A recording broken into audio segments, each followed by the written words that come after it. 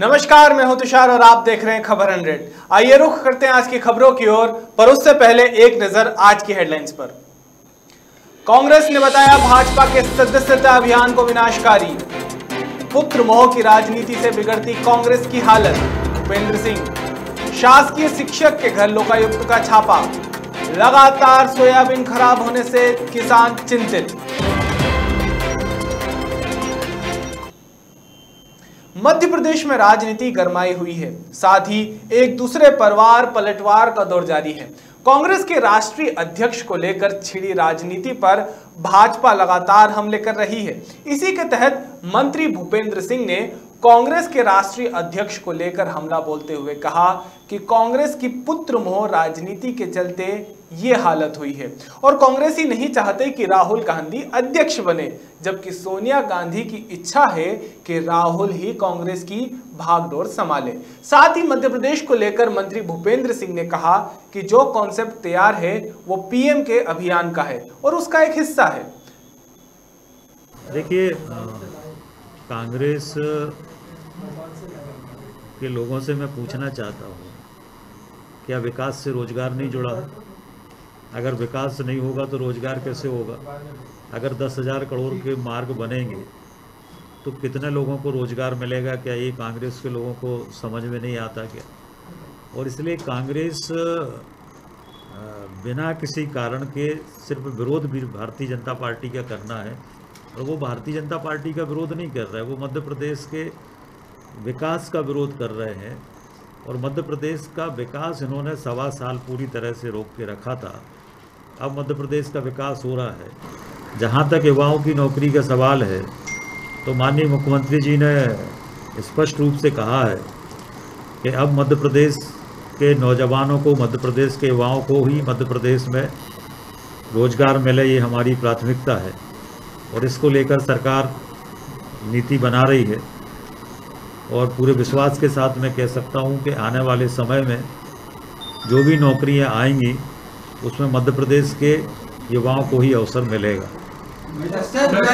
पिछले 1.25 साल में कांग्रेस के शासन में जितनी भी नगरों के विकास की योजनाएं थीं, चाहे वो सॉलिड वेस्ट मैनेजमेंट हो, चाहे सीवर सिस्टम हो, चाहे वाटर सप्लाई हो, चाहे सॉलिड वेस्ट मैनेजमेंट का क्लस्टर हो, चाहे सीवर सिस्टम हो, चाहे प्रधानमंत्री आवास योजना हो, जितनी भी योजनाएं चल रही थी भारत सरकार के सहयोग से, वो 1.25 साल में कांग्रेस की सरकार ने सारी योजनाएं रोक दी।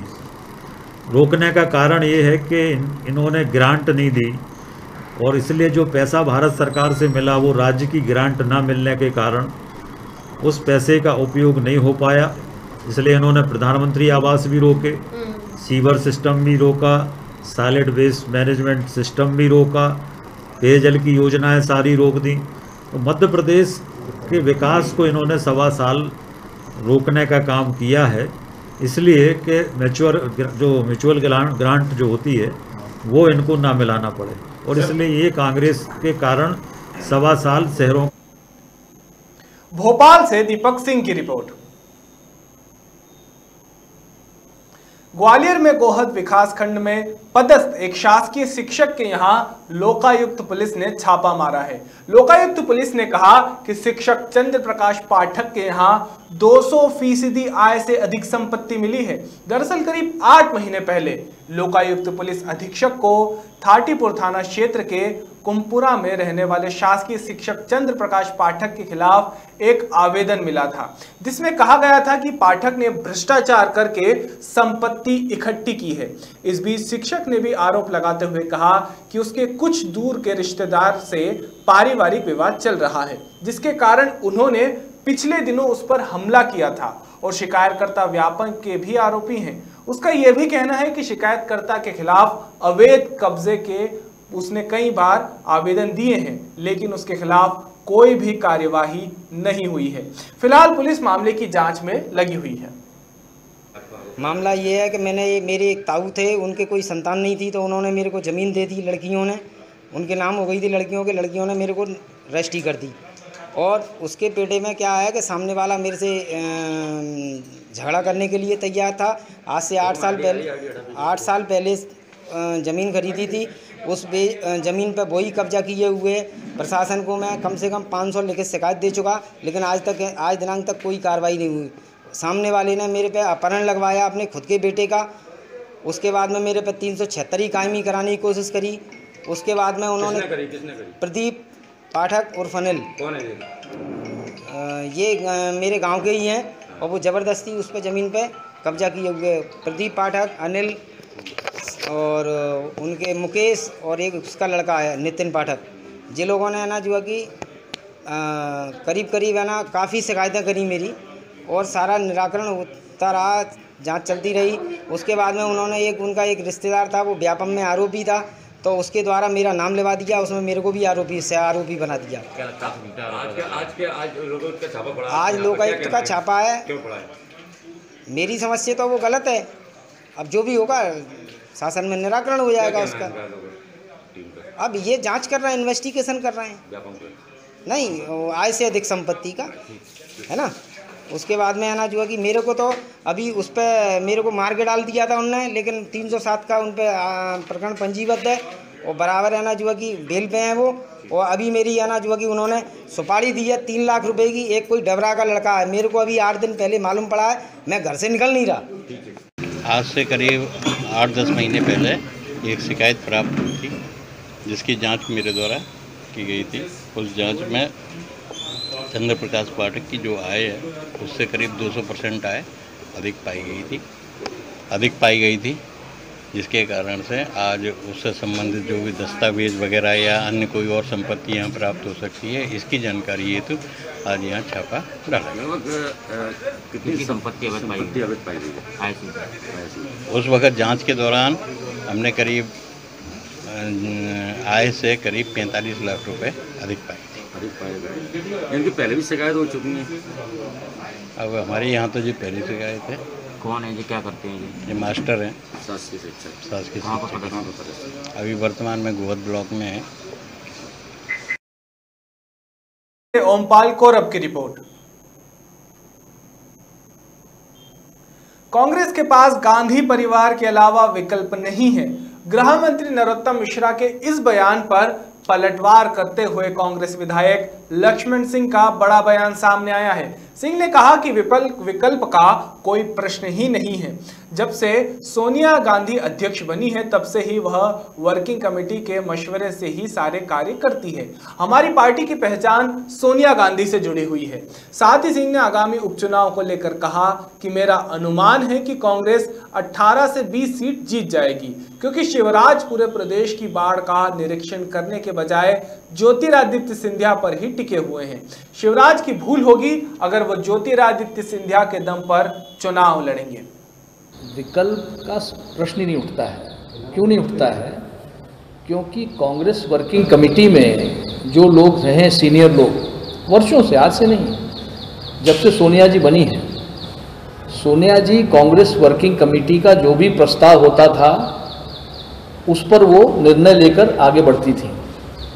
कोई ऐसा फैसला बता दीजिए जो उन्होंने कांग्रेस वर्किंग कमेटी के निर्णय को ओवररूल किया, ऐसा कभी नहीं रहा।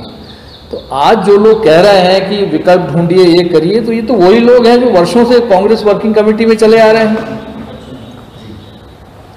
मैं नाम नहीं लेना चाहता, लेकिन आप जानते हैं। तो आज क्या हो गया? आज जब उनको हम देख रहे हैं वो स्वस्थ हैं, और नेतृत्व तो कांग्रेस वर्किंग कमेटी कर रही थी, वो तो एक अध्यक्ष उनको, क्योंकि उनके परिवार ने बलिदान दिया है देश के लिए, पार्टी खड़ी की है, तो स्वाभाविक है कि पार्टी के कार्यकर्ताओं की भावना उनसे जुड़ी है, परिवार से जुड़ी, आज भी जुड़ी, हमेशा जुड़ी रहेगी। तो उस नाते उनको अध्यक्ष हमने बनाया है। तो अब ये जो एकदम बात उठी कि विकल्प ढूंढो, ये ढूंढो, अरे भाई वर्किंग कमेटी में तो आप ही लोग थे, तो ये है सर। लेकिन राहुल गांधी को लेके बहुत ज़्यादा असमंजस है, कई सीनियर लीडर पचा नहीं पा रहे हैं कि देखिए, राहुल गांधी जी ने भी जो सीनियर लीडर्स ने कहा वो किया। उन्होंने वो हमेशा सीनियर लीडर से राय लेते रहे, और राय लेकर अपना जो भी उन्होंने बयान दिया या जो भी कहा वो लोगों की राय लेकर किया है। ये एक बड़ी गलत धारणा है कि राहुल गांधी जो मन में आ रहा कह रहे हैं, ऐसा नहीं है। जो सीनियर लीडर्स उनको बताते थे वो कहते थे और आज भी कहते हैं ऐसा। लेकिन जिस तरीके से 23 खत लिखे, पत्र लिखे इंडिया ले जाऊँ, तो कहीं ना कहीं ऐसा लग रहा है कि अब कांग्रेस में जो है देखिए खुल के सामने आ रही है। ऐसा कुछ नहीं है। हमारी एक डेमोक्रेटिक पार्टी है, प्रजातांत्रिक पार्टी है। प्रजातंत्र के लिए, देश की आज़ादी के लिए कांग्रेस ने बलिदान दिया है।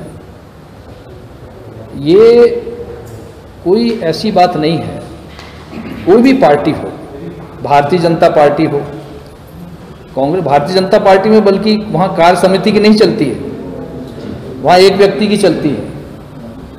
हमारे यहाँ कार्य समिति महत्वपूर्ण होती है। और मैं तो एक चीज़ और कहूँगा कि CWC जैसी वहाँ दिल्ली में है जो फैसले लेती है, ऐसी कार्य समितियाँ ब्लॉक लेवल तक बनना चाहिए।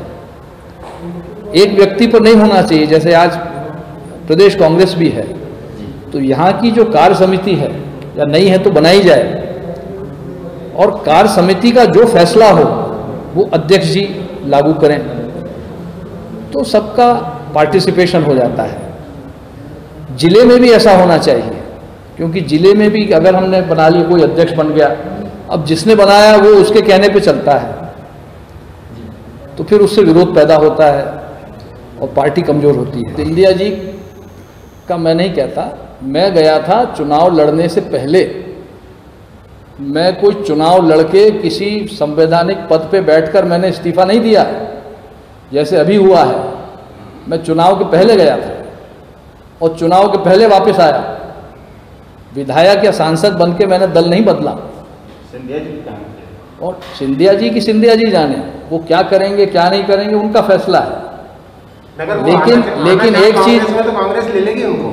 अब ये पार्टी का फैसला होगा, लेकिन सिंधिया जी मेरे ख्याल से वापस नहीं आएंगे। दीपक सिंह की रिपोर्ट। देवास जिले में लगातार खराब हो रही सोयाबीन की फसल से किसान वर्ग बेहद चिंतित है। इसी बात को लेकर मंगलवार को भाजपा के नेताओं ने देवास जिला कलेक्टर चंद्रमौली शुक्ला से मुलाकात करते हुए लगातार खराब हो रही सोयाबीन की फसल और किसानों की चिंता को लेकर मुख्यमंत्री के नाम ज्ञापन सौंपा। इस दौरान भाजपा जिला अध्यक्ष राजीव खंडेलवाल, राय सिंह सेंधव आदि भाजपा नेता मौजूद रहे। देवास से प्रिंस बैरागी की रिपोर्ट। देवास जिले में सोयाबीन की फसलें किसानों द्वारा बोई गई है। विगत 2-3 दिवस के अंदर बहुत ज़्यादा स्थिति उनकी खराब हो गई है। पूरी फसल खराब हो रही है। 70% तक 75% तक फसलें खराब हो चुकी है। इसी संदर्भ में माननीय कलेक्टर महोदय से माननीय जिला अध्यक्ष एवं समस्त भारतीय जनता पार्टी के पदाधिकारियों के साथ मिल करके इस संदर्भ में चर्चा की गई। तुरंत सर्वे टीम का गठन किया जाए, इसकी मांग की गई। साथ ही शिवराज सिंह जी तक ये बात पहुंचे, क्योंकि बहुत ही संवेदनशील हमारे मुख्यमंत्री जी हैं।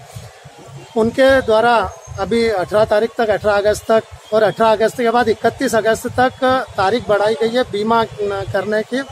वो बीमे की तारीख के जितने आदेश हमारे नहीं पहुंचे थे ग्रामीण क्षेत्रों की सोसाइटी तक, उनके पहुंचाने के लिए आदेश भी तत्काल आज जारी कर दिए गए हैं माननीय कलेक्टर महोदय द्वारा।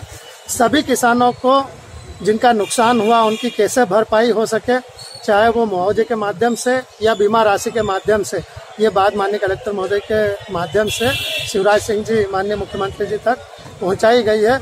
और माननीय कलेक्टर महोदय द्वारा इस बात का आश्वासन भी दिया और शीघ्र यहाँ कर टीम गठित करके हर क्षेत्र में जहाँ पर भी जो सोयाबीन का नुकसान हुआ है वहाँ सर्वे किया जाएगा और किसानों को इसका जो भी नुकसान हुआ उसकी भरपाई की जाएगी। लोग मूल रूप से ये समस्या लेकर के आए थे कि जो सोयाबीन की फसल है उसमें फफलन और कीट के प्रकोप का जो कारण है वो कुछ सोयाबीन की फसल भी साथ में लेके आए थे दिखाने के लिए।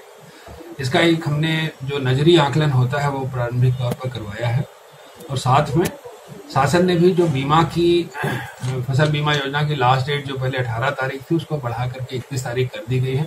सभी हम अपनी सोसाइटियों को और किसानों को वो बता देंगे। साथ ही उनको ये भी बताएंगे कि अपने प्रीमियम जमा करके इस जो फसल बीमा योजना है उसका लाभ अगर जिनकी फसल खराब हुई उसको अनिवार्यता मिल जाए, ये मैं सुनिश्चित कर लूँगा। साथ ही 2-3 चीज़ें और हैं जो पेस्टिसाइड से रिलेटेड जो हमारी सब्सिडी मिलती है वो भी उपलब्ध है किसानों के लिए। अगर इसके प्रकोप से बचने के लिए लोग पेस्टिसाइड्स अगर डालते हैं तो आज मैंने एग्रीकल्चर डिपार्टमेंट की टीम को ये बताया है कि उसको भी उपलब्ध करा दें, जिससे कि उनको उसकी सब्सिडी मिल सके।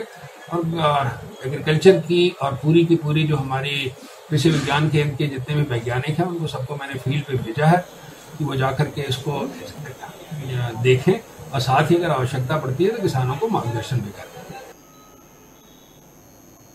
कोरोना महामारी के दौरान ग्वालियर में भाजपा के 3 दिन तक चल रहे महासदस्यता अभियान को लेकर कांग्रेस ने विनाशकारी बताया और कहा कि भाजपा विकास विरोधी है। साथ ही कांग्रेसियों ने फूलबाग मैदान पर गंगा जल छिड़का और शुद्धिकरण करते हुए ईश्वर से भारतीय जनता पार्टी को सद्बुद्धि देने की प्रार्थना की।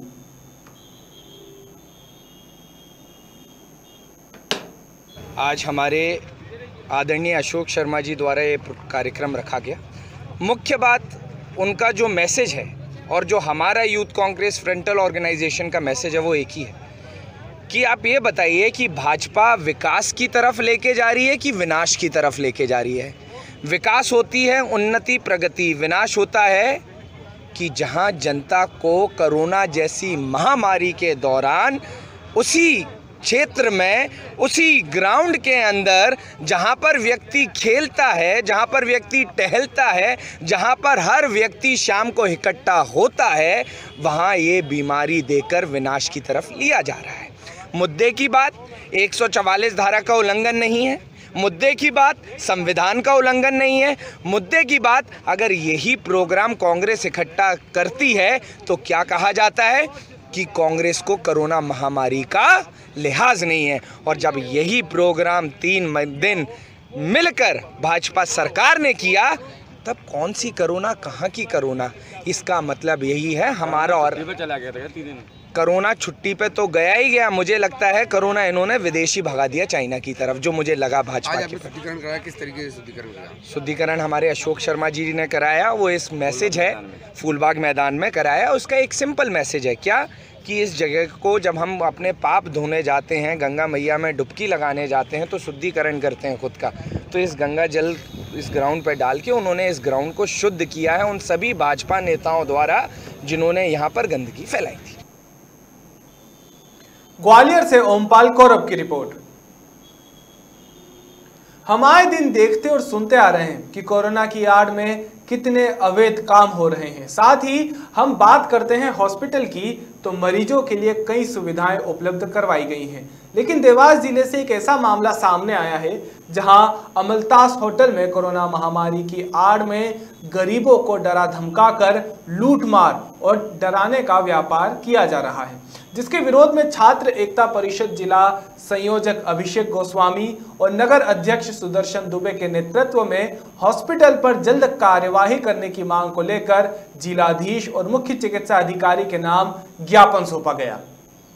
है और जो वहाँ पे उनका खर्चा प्राइवेट हॉस्पिटल में जो सशुल्क सुविधा है वो अमलतास हॉस्पिटल से ले रहे हैं, उनका तो सही से ध्यान रखा जा रहा है। बाकी जो लोग गरीब हैं, जो सिर्फ सरकार के ऊपर आश्रित हैं, उन लोगों को परेशान किया जा रहा है और उनको सही ट्रीटमेंट नहीं दिया जा रहा है। और यहाँ तक भी हमारे पास वहाँ के जो संबंधित अधिकारी जो वहाँ के हैं अमलतास हॉस्पिटल के, उनसे भी चर्चा की गई तो उनके द्वारा भी बिना डरे उनके द्वारा ऐसा कहा गया है कि हमारे पास तो 12,000 का भी कमरा है, जिसको आना है वो आए और जिसको नहीं आना है वो नहीं आए। तो सरकार को इस ओर ध्यान देना चाहिए कि अगर आपने उसको सेंटर बनाया है तो गरीब आदमी कहाँ जाएगा और कहाँ इलाज कराएगा, और अगर इलाज कराएगा तो सरकार के द्वारा जो सुविधाएं दी जा रही है वो पूर्णतः गरीबों को क्यों नहीं दी जा रही है। इस विषय में कलेक्टर महोदय को आवेदन दिया है। अभी जिला चिकित्सालय जाकर चिकित्सा अधिकारी महोदय को भी आवेदन देंगे और अगर इस पे कुछ नियमानुसार कार्रवाई नहीं की गई तो एक बड़ा आंदोलन किया जाएगा छात्र एकता परिषद द्वारा।